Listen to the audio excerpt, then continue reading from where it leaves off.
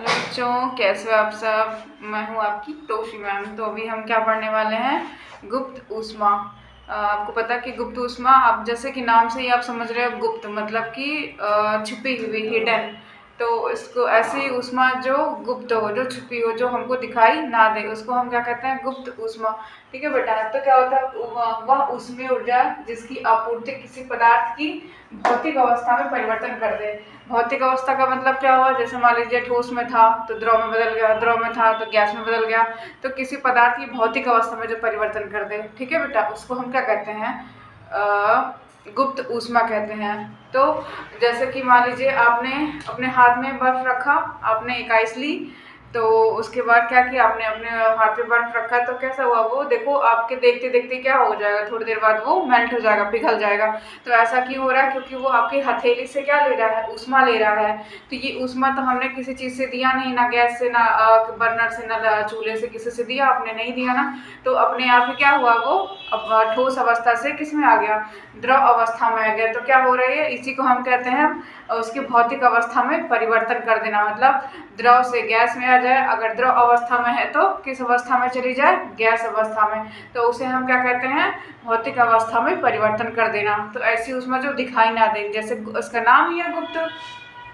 गुप्त, इसका तो नाम है ना गुप्त ऊष्मा, हिडन, लेटेंट हीट, मतलब जो छिपी हो, जो दिखाई ना दे हमको और हमारे अवस्था को परिवर्तित कर दे। ठोस में है तो द्रव में कर दे, द्रव में है तो किसमें कर दे, गैस में कर दे। तो उसे हम क्या कहते हैं, गुप्त ऊष्मा कहते हैं। जैसे कि अभी आप आइसक्रीम का सीजन चल रहा है ना, आप सभी बच्चों को आइसक्रीम खाना बहुत पसंद होगा। तो जब आप आइसक्रीम खरीदते हो तो किस अवस्था में रहती हो, ठोस अवस्था में रहती है ना। और फिर जब अगर आप थोड़ी देर इधर उधर कहीं बिजी हो गए, नहीं खा पाए उसको, तो कैसा होता है, वो मेल्ट होके पानी की बूंद के रूप में कैसा आ जाता है, वो नीचे टपक टपक कर क्या होता है, चू जाता है। तो वो क्या हो गया, हमारा ठोस अवस्था से किस में आ गया, वो द्रव अवस्था में आ गया। इसे हम कहते हैं गुप्त ऊष्मा, जो दिखाई ना दे। ठीक है बेटा। अब देखो क्या हो रहा है, गुप्त ऊष्मा कितने प्रकार की होती है, दो प्रकार की होती है। पहली कौन सी होती है, एक हमारी गलन की गुप्त ऊष्मा, और दूसरी क्या है, वाष्पन की गुप्त ऊष्मा। ठीक है बेटा। तो हम गलन की गुप्त ऊष्मा का क्या मतलब हुआ, जैसे कि आपके नाम से समझ में आ रहा है, गलन मतलब कि गल जाना, पिघल जाना। तो क्या पिघलेगा, क्या गलेगा, जो ठोस होगा वही तो गलेगा, क्योंकि द्रव तो वैसे ही पहली तरल अवस्था में है। तो क्या होगा, द्रव तो होगा नहीं, गैस भी गैस है, वो क्या होगा, वो तो होगा नहीं। तो हमारा क्या होगा, गलेगा क्या, ठोस हमारा गलेगा। तो गल के किस अवस्था में आ जाएगा, द्रव अवस्था में आ जाएगा। तो इसे हम क्या कहते हैं, गलन की गुप्त ऊष्मा। बेटा साइंस ही ऐसा सब्जेक्ट है जो क्या करते हो आप, उसके मीनिंग से ही समझ जाते हो कि क्या कहना चाह रहा है। जैसे आपके हेडिंग में ही है कि गलन की गुप्त ऊष्मा, तो गलन क्या हो जाएगा, गल जाना, किसी चीज का क्या होना, गल जाना। ठीक है। तो उसी को हम क्या कहते हैं, गलन। तो गलेगा क्या, जो ठोस होगा वही तो हमारा गलेगा। तो उसी को हम क्या कहते हैं, गलन की गुप्त ऊष्मा कहते हैं। अब क्या कह रहा है कि एक वायुमंडलीय दाब पर 1 किलोग्राम ठोस को किसमें, उसके गलनांक द्रव में, जैसे बेटा हर पदार्थ का गलनांक अलग अलग होता है। ठीक है बेटा। जैसे कि आपका बर्फ का अलग गलनांक हो जाएगा, आपका लोहा है तो उसको हमको ज़्यादा हीट देनी पड़ेगी तब वो गलेगा, और जो जितना ज़्यादा जटिल होगा उसको उतना ही ज़्यादा गलने पे टाइम लगता है। ठीक है बेटा। तो हर चीज़ के गलने का अपना तापमान होता है। हर, जैसे कि अब मान लो जो हमारा पानी है वो हमारे 0 डिग्री सेल्सियस पे क्या हो रहा है, जम जा रहा है। 100 डिग्री सेल्सियस पे क्या हो रहा है, वो क्वथनांक मतलब उबल जा रहा है। तो ऐसे क्या, हर चीज़ का अपना अपना मतलब टेम्परेचर होता है, तापमान होता है, जिस अवस्था में, जिस टेम्परेचर पे वो क्या होता है, ठोस हो जाएगा, द्रव हो जाएगा, गैस हो जाएगा। तो उसे हम क्या कहते हैं। तो ऐसे ये हर चीज़ का गलने का अपना टेम्परेचर होता है। ठीक है बेटा। जैसे हमें, जो हम आइसक्रीम खा रहे हैं वो अलग गलेगा, जो हम बर्फ खा रहे हैं उसको अलग टेम्परेचर में वो गलेगा। तो हर चीज़ का अपना गलने का एक टेम्परेचर होता है।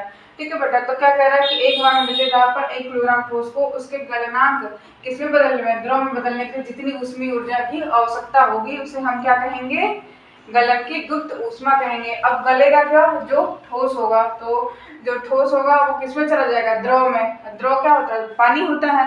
तो ये तरल है तो हमको क्या करना, हमको गलाना ही तो है, हमको पानी अवस्था में ही लेके आना है।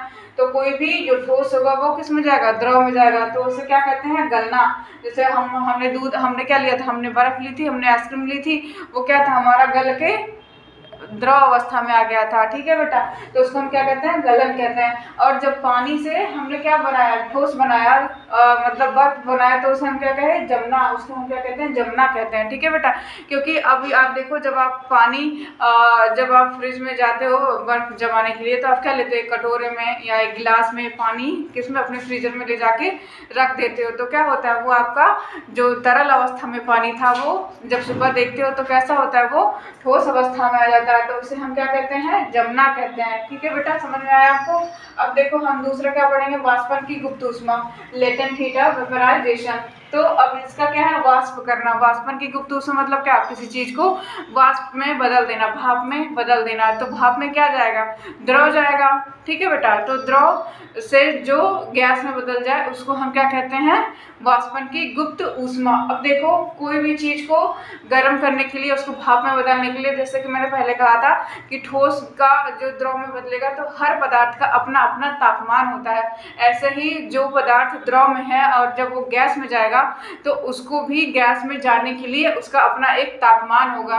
हर पदार्थ का अलग अलग तापमान पे वो उबलना शुरू करेगा। तो जैसे कि हमने क्या देखा था, मैंने आपको बताया था कि पानी जो होता है वो 100 डिग्री सेल्सियस पर उबलना शुरू कर देता है। तो वैसे ही जो हमारा पानी था वो वो क्या था, हमारा द्रव अवस्था में था, और जब वो भाप बना तो कैसा हो गया, वो गैस अवस्था में आ गया। तो उसे कहते हैं एक वायुमंडलीय दाब पर 1 किलोग्राम द्रव को, ठीक है बेटा, 1 किलोग्राम द्रव को उसके क्वथनांक पर, क्वथनांक मतलब वही 100 डिग्री सेल्सियस पर वाष्प में बदलने के लिए जितनी ऊष्मीय ऊर्जा की आवश्यकता होती है, उसे द्रव के वाष्पन की क्या कहते हैं, गुप्त ऊष्मा कहते हैं। तो समझ में बेटा, वाष्प कौन बनेगा, जो द्रव अवस्था में हो या जो बर्फ अवस्था में हो। तो पहले बर्फ से किस में आएगा, द्रव में आएगा। तो बर्फ से द्रव जो हुआ उसको हमने गलन कह दिया। अब द्रव से जो गैस बनेगा उसको हम कहेंगे वाष्पन, ठीक है बेटा। वाष्पन मतलब वाष्पीकरण होना। और वैसे ही क्या होता है, अगर वाष्प से मतलब गैस से अगर वो द्रव में आ रहा है तो उसको हम क्या कहेंगे, संघनन कहेंगे, ठीक है बेटा। तो जो हमारी ऊष्मा होती है वो 2 अवस्थाओं को फॉलो करती है। पहला क्या होता है, हमारी ऊष्मा या तो एक समय में किसी पदार्थ के टेम्परेचर को बढ़ा देगी या फिर उसके अवस्था में परिवर्तन कर देगी। जैसे आप देखो यहाँ पे, मान लीजिए ये हमने क्या लिया था, पानी लिया था। अब जब हम पानी जो लिए वो 30 डिग्री सेल्सियस या 35 डिग्री सेल्सियस पे था, नॉर्मल टेम्परेचर पे जो पानी होता है जो हम पीते हैं, वो हमने लिया किसी बर्तन में, ठीक है। अब बर्तन में लेके हमने क्या किया, उसको गर्म करना शुरू किया। अब गर्म करने के बाद क्या होगा, पहले तो वो जब तक 100 डिग्री सेल्सियस पे नहीं जाएगा तब तक वो खौलना या उबलना प्रारंभ नहीं करेगा। तो 30 पहले ऊष्मा ने क्या किया, उसके टेम्परेचर को बढ़ाता गया 30, 40, 50, 60, 70, 80, 90, 100, ठीक है बेटा। उसके बाद क्या हो रहा है, जब तक ये 100 डिग्री सेल्सियस पे नहीं आया तब तक पानी खौलना या उबलना शुरू नहीं किया। जब वो 100 डिग्री सेल्सियस पे आया तो पानी उबलना शुरू हो गया। इस अवस्था में क्या हो रहा है, पहली अवस्था में क्या हुआ कि ऊष्मा ने क्या किया, इसके तापमान में वृद्धि कराया, द्रव के तापमान में वृद्धि हुई, ठीक है बेटा। अब क्या कर रहा है कि अब वो उसका टेम्परेचर फुल हो गया। अब 100 से ज़्यादा तो आप कितना भी उसको गैस देते जाओ, कितना भी उसको क्या करो, उसमें ऊष्मा दो, लेकिन वो 100 डिग्री सेल्सियस से 102, 101, 104 डिग्री सेल्सियस वो नहीं जाएगा, ठीक है बेटा। अब इस अवस्था में क्या होगा, वो क्या खौलना या उबलना बंद, मतलब वो उसी अवस्था पे वो उबलते जाएगा, ठीक है। उससे ज़्यादा आप उसको कितना भी नाप लो तो वो उससे 101, 100 से 101 नहीं जाएगा, ठीक है बेटा। अब इस अवस्था में क्या हुआ, तापमान में वृद्धि होना बंद हो गया। अब दूसरा काम यहाँ पे क्या करेगा, अब उसकी अवस्था में परिवर्तन होने लगेगा। अब ये द्रव में था तो किस में जाने लगेगा, उसकी जो ऊष्मीय ऊर्जा होगी वो गैस के रूप में बदलने में लग जाएगी, ठीक है बेटा। अभी तक पहले क्या हो रहा था, इसके तापमान में वृद्धि हो रही थी। अब क्या हो रहा है, इसका अवस्था चेंज हो रहा है, द्रव से ही किस में चला जा रहा है, गैस में चला जा रहा है, ठीक है बेटा। अब क्या हो रहा है, इस अवस्था को जो द्रव से वाष्प में बदला, इसको हम क्या कहते हैं, वाष्पीकरण कहते हैं। और यही जो वाष्प किस में आया, द्रव में आया, इसको हम क्या कहते हैं, संघनन कहते हैं, ठीक है बेटा। अब संघनन क्या होता है, जैसे आपने बादल देखा होगा, बादल कैसा होता है, वो आपके गैस अवस्था में होता है, भाप में होता है, ठीक है बेटा। अब जब बारिश की बूंदें होती हैं तो बादल, वही बादल जो आपका गैस में था, भाप में था, वाष्प में था, वो किसके रूप में नीचे आ रहा है? द्रव के रूप में आ रहा है, पानी के रूप में नीचे आ रहा है ना। जब आप देखते हैं जो बारिश होती है तो कैसा होता है, वो पानी होता है। और जो अभी आप बादल देखो, घर से बाहर निकलो और आप बादल देखो तो कैसा दिखेगा आपको? वो एक गैस के जैसा दिखेगा, ठीक है बेटा। तो गैस जो द्रव अवस्था में आती है उसको हम क्या कहते हैं? संघनन कहते हैं। संघनन मतलब गैस अवस्था से द्रव अवस्था में आ जाना, ठीक है बेटा। जैसे कि एक आपने गाना सुना होगा कि घनन घनन मेघ बरसे, तो क्या संघनन मतलब बादल से पानी में आ जाना, मतलब वाष्प से किस में आ जाना? द्रव में आ जाना। ये हमारा क्या था? बादल था। अब बादल जो हमारा गैस अवस्था में था वो किस में आ गया? द्रव अवस्था में आ गया। तो इसको हमने क्या कह दिया? संघनन कह दिया। जबकि जब द्रव से वाष्प में जाएगा, जब ये द्रव से भाप में बनेगा तो इस अवस्था को हम क्या कहेंगे? वाष्पीकरण कहेंगे, ठीक है बेटा। तो समझ में आया? वाष्पन की गुप्त ऊष्मा क्या होगी? जो द्रव से किस में बदल जाए? वाष्प में बदल जाए, उसी को हम क्या कहेंगे? वाष्पन की गुप्त ऊष्मा कहेंगे, ठीक है बेटा। अब क्या है हमारा? ऊर्ध्वपातन। ऐसे पदार्थ जो ठोस से सीधे किस में बदल जाए? गैस में बदल जाए, उसे हम क्या कहते हैं? ऊर्ध्वपातन कहते हैं। ऊर्ध्व का मतलब क्या होना? उड़ जाना, ठीक है बेटा। तो उड़ेगा क्या? ठोस से, ऐसे पदार्थ जो ठोस से सीधे किस में बदल जाए? गैस में बदल जाए, उसको हम क्या कहते हैं? ऊर्ध्वपातन। जैसे ज्यादातर जो पदार्थ होते हैं वो पहले ठोस में जाएगा, फिर द्रव में जाएगा, फिर किस में जाएगा? आपके गैस में जाएगा। लेकिन कुछ पदार्थ ऐसे होते हैं जो ठोस से क्या होते हैं? सीधे गैस में बदल जाते हैं। जैसे कि कौन सा होता है? जैसे आपने कपूर तो आप सभी ने देखा होगा, आप सभी लोग पूजा करते होंगे मान लो, या कहीं ना कहीं किसी ना किसी को देखा होगा कपूर। अगर नहीं देखा मान लीजिए तो आप कपूर लेके आइए, उसको जलाइए, तो देखिए कैसा होगा। कपूर जो आपका व्हाइट कलर का ठोस होता है वो किस में बदल जाता है? आपके गैस में बदल जाता है, बिना द्रव अवस्था में आए हुए। तो ऐसे पदार्थ जो ठोस से सीधे किस में बदल जाए? गैस में बदल जाए, उसे हम क्या कहते हैं? ऊर्ध्वपातन या सब्लिमेशन। ऊर्ध्व मतलब उड़ जाना, ठीक है बेटा। ऊर्ध्वपातन उड़ जाना। तो उड़ेगा क्या? जो ठोस सीधे किस में बदल जाए? बिना गैस। अभी हमने क्या पढ़ा था? वाष्पन में देखो द्रव से किस में जा रहा था? गैस में जा रहा था। लेकिन यहाँ ऐसा होगा कि आपका जो पदार्थ है वो द्रव अवस्था में ना जा करके सीधे किस में चला जाए? गैस में चला जाए। तो ये बहुत ही रेयर होते हैं, बहुत ही कम पदार्थ होते हैं। जैसे अगर 100 पदार्थ मान लो है तो उसमें क्या 2-4% पदार्थ ही होते हैं जो कैसे होते हैं? ठोस से सीधे किस में बदल जाते हैं? गैस में बदल जाते हैं, ठीक है बेटा।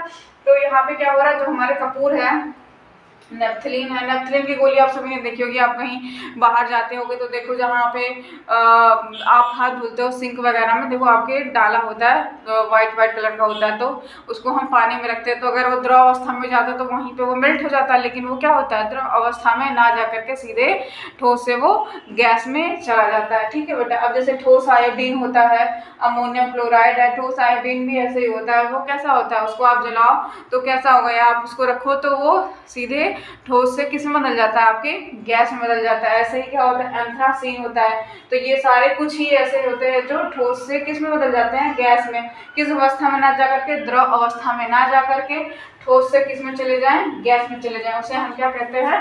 ऊर्ध्वपातन कहते हैं, ठीक है बेटा। उम्मीद करती हूँ आपको ये वीडियो अच्छा लगा होगा। तो आप इसको लाइक करना, शेयर करना और अपने दोस्तों के साथ शेयर भी करना।